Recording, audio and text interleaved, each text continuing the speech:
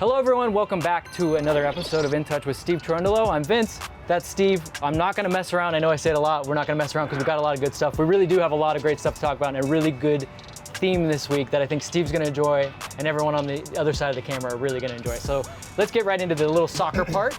Let's start with the man, Gareth Bale. He scores his first goal. Give me kind of the two sides of it for your team, what it means, and kind of, I think for all of MLS, it signals something. I'm not sure about all of MLS, but I can speak on our behalf.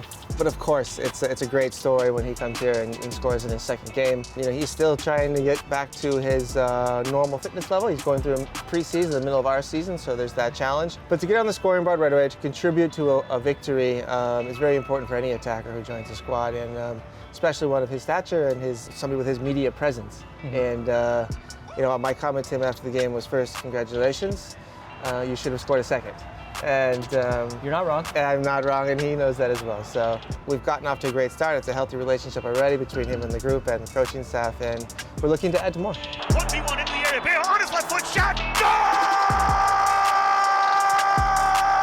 Oh, sweet mercy! What a goal from Gareth Bale! It's 2-0. I think when you say you don't know for all of MLS, it's because you're thinking of things on a sporting level, and you're thinking about your colleagues who are thinking, okay, now I got to deal with this. But I mean more so like when you're at away games, like we can even hear it on TV, the cheers that are coming about. I mean, there's people in the stands that, yes, LAFC collected all 3 points from their team, but they got to walk away knowing that they saw the first goal that Gareth Bale scored, or got to see Giorgio Chiellini out on the pitch. From that perspective, how does that raise the level? Of course, I understand building the game in our country and for fans, it's incredibly exciting and it's great to have him here.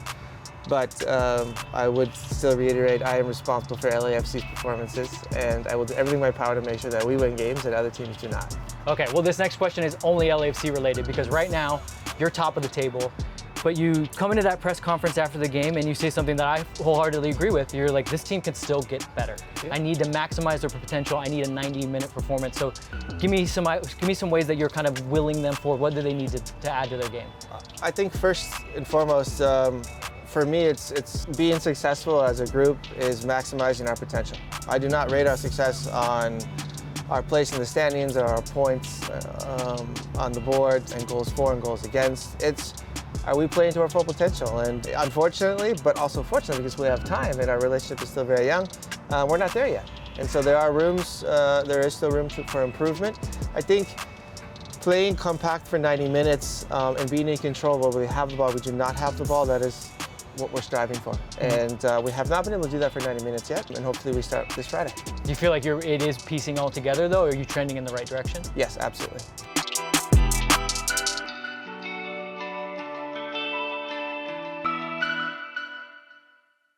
All right, well that was our soccer part. Now we are gonna do something interesting. It's gonna be in honor of Gareth Bale scoring his first goal. Steve and I are gonna attempt to speak Welsh. We are going to read some words. I have not seen this, so it's going to fly in. It's top secret. I've not seen it. So you and I are going to go through this together. We're going to learn together. But before we do, I just want to, you actually asked me, you go, Welsh, that's interesting. And I've got some history on the Welsh language. It's actually originally a Celtic language. Yeah. It predates English by 1,000 years in the British Isles. It's incredible. So the Welsh language is very old. But as you guys will find out here in just a second, it can be difficult to pronounce and read these words, because even though it looks like English letter, it's completely different. You've already done some history and background I've just done history, but I do not know how to pronounce. You have a complete advantage here. Okay, the only advantage I have is this. The Welsh word for Wales is Cymru. That's all I looked up, because I had always wondered, I had seen that word and I wondered what it meant and how to say it. I know that. I don't think that gives me any kind of advantage. So why don't we fly in those? See, told you. We don't mess around here. When Steve says he wants things to be on the level, that's what we do. As I now can't get it open. This is classic. Do you want the honors? Do you want the first one? We'll do it together. Right. This looks like it should be easy. Yeah, that's misleading, I believe. Right. So it's not just Castel. Okay. That's what I would have said. Is that what you would have gone with? Castel. Do you have any guesses of what this word means? I tried to ask our producer, is there a theme that I should be looking for? He goes, find out. Yeah. Honestly, I would have said it means castle. Right? I'm going to go with castle just too. My logical side of my brain. Let's just start like slow and steady. Right. Hey, look at that. And okay, I don't think we got it. Pronunciation? Castel? Castile. Castile. Oh, we might have to get Castile? we might have to get Gareth to help us here. Castile. Okay. This looks like an abbreviation. It does. It does.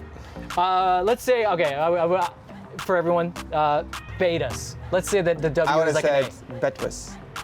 A. See, I think you have an advantage because you do speak a second language. That is true. You speak German fluently. Your Spanish, I'm guaranteeing, is probably better than mine. My Spanish is not getting there. Okay. Betis. Yeah. I was close. Wait. So point for me. Yeah, point for you. It's looking like you knew. A chapel or house of worship, so a church. That makes sense. That makes total sense. Betis. I feel like it kind of goes towards like Danish and a little bit of German. So like a bed is bed house, right? And hus is a house. So bed I feel house. like I'm getting sharked a little bit here. No, Are you slow playing me here?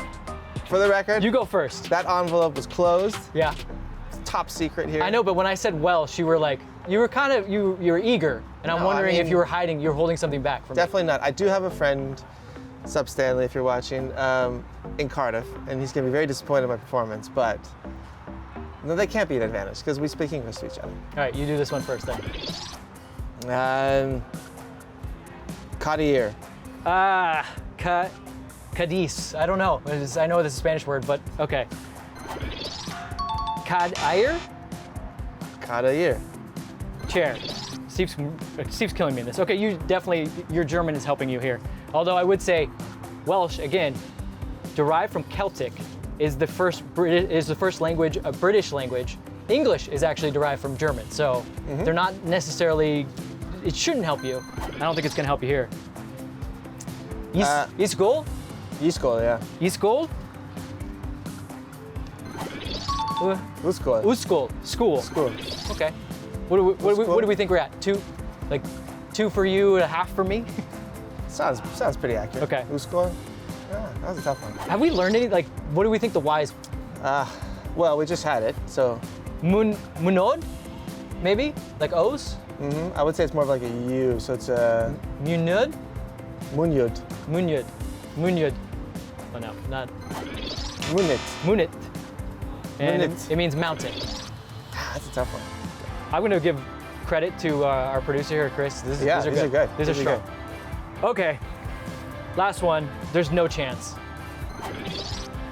This looks a little bit like there's a town in Wales that is like the longest, hardest to pronounce town, and it kind of starts in this way. That's maybe my only other little advantage that I know about. But I'd say like Lubber Coitus. excuse me. This is maybe like a choir So we've had like something? mountain, chair, school. Yeah. So it's like a library maybe? Ooh, library, I like that. I'm gonna say like office building. All right, I'm gonna stick with some sort of a library room. Okay, and we think it's Luber Coitus. I think it's Choitus. Lubber Coitus. And that's gonna be like, I don't know, something like choir, library, choir. I don't know how this will come together. Public footpath. And the correct way to say it would be. Wait, this doesn't even help you. Yeah, this has nothing to do with the word we just read. That's okay, it's a different language. Thubercoitus. Yeah. Bercotois. That makes a whole lot of nonsense.